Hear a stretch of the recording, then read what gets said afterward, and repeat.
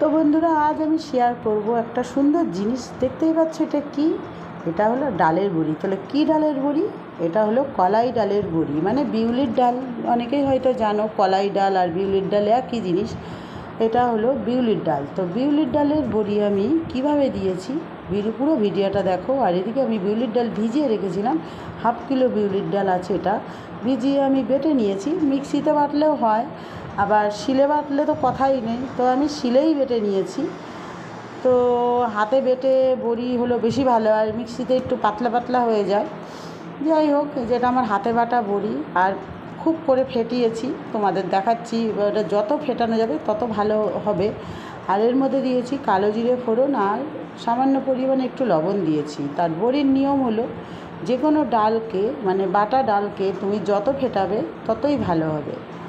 তো এবার আমি এই 3খানা থালা নিয়েছি। তো বাট 3টে থালায় যদি না হয় তারপরে দেখব কিসে দেয়া যায়। ততক্ষণে আমি থালার মধ্যে তেল লাগিয়ে নিয়েছি, যাতে সহজেই উঠে যাবে। তো ডালটাকে ফেটানো চলছে। তো একটা একটা করে ওই বড়িটা দেবো। বড়িটা দিয়ে পুরো ভিডিওটাই আমি তোমাদের সাথে শেয়ার করছি, কীভাবে এই বড়িগুলো দিচ্ছি। একদম ইজি। যারা বড়ি কোনো দিন দাওনি তারা এই ভিডিওটা দেখলেই বুঝে যাবে যে কীভাবে আমি বড়িটা দিলাম। তো বড়ি আমিও কোনো দিনও দিইনি, আগে আমি দিয়েছিলাম, অত ভালো হয়নি। আমার দিদারা দেখতাম শীতকালে বড়িটা দেয়। নিয়ম হলো শীতকালে মানুষ বড়ি দেয়, বাট আমি এই গরমকালে এত রোদ উঠেছে, এত খরা রোদ্দুর, তো রোদ্দুর দেখে আমি ডাল ভিজিয়ে রেখে আমি নিজেই বড়িটা দিলাম। কারণ হলো বড়িটা 12 মাস চলে। আর বড়িটা হলো নিরামিষের একটা অন্যতম জিনিস। নিরামিষ দিনে শুক্তো থেকে আরম্ভ করে, লাউ থেকে আরম্ভ করে যে কোনো বড়ি, অনেকে আলু ভাতে দিয়ে বড়ি ভেজে খায়, আবার অনেকে বড়ি আলু বড়ির তরকারিও খায়, বাটা মাছের ঝালে খায়, ঝোলে খায়, নানান জিনিসে বড়িটা চলে। আর শুক্তো তো হলে তো কথাই নেই। তো এইভাবে আমি বড়িগুলো দিয়ে দেবো। তো আর একটা কথা বলি, এটা হলো বিউলির ডালের বড়ি, মানে কালাই ডাল যেটাকে বলা হয়। আর মটরের ডালের বড়িও করা যায়, মুসুর ডালেরও করা যায়।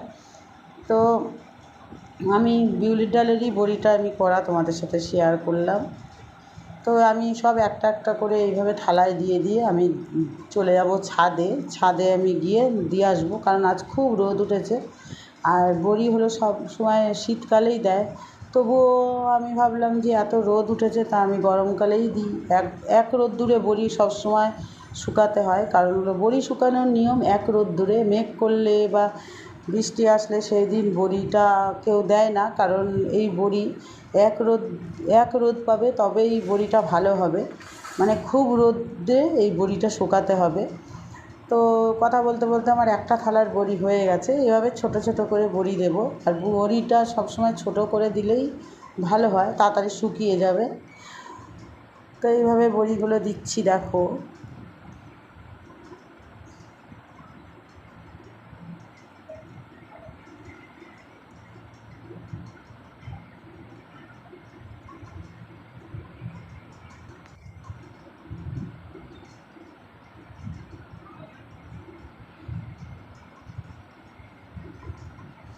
আমাদের দিদাদের আমি দেখেছি সকালবেলা ভোরবেলা উঠে বড়ি দিত, কারণ বড়ি দেওয়ার নিয়মই সকালবেলা।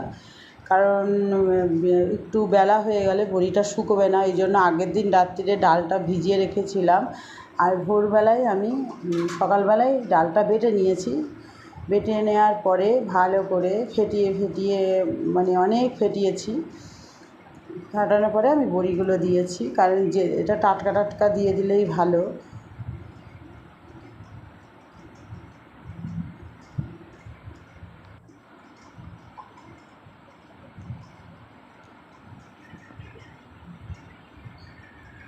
তো আমার 3টে থালায় বড়ি মোটামুটি দেয়া চলছে, আর 2টো থালা হয়ে গেছে, এটা লাস্টের থালা। এটা হলো 3টে থালা হয়ে গেল, আর একটা থালা আছে, 4টে থালা, মানে আরও এখনও এতটা আছে। তো এই থালাটাও আমি তেল লাগিয়ে রেখেছি, সরষের তেল। তো এই থালাটাও আমি দিয়ে দিচ্ছি, দেখো।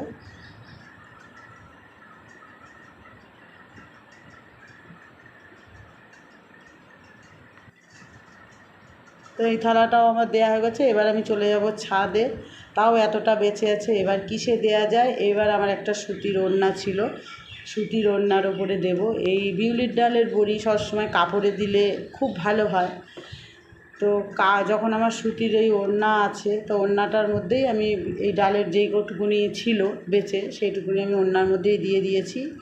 দেখো আমার বড়ি দেওয়া হয়ে গেছে, আর প্রচণ্ড সূর্যের তাপ। ঠিক আছে বন্ধুরা, আমার ভিডিওটা এই পর্যন্ত।